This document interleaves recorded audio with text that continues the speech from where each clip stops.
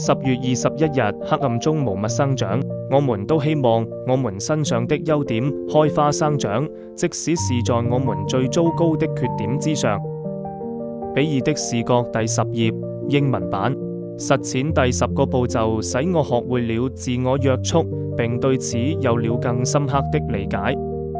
我開始體會到清醒給我帶來的滿足感，不僅僅是完全去除了酒癮，還使我生活的各個方面都恢復了正常。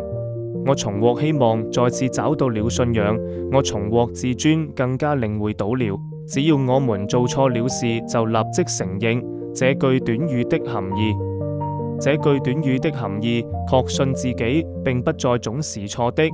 我學會了接受自己的本來面目，清醒和寧靜奇蹟般在我身上發生。我有了一個嶄新的精神面貌。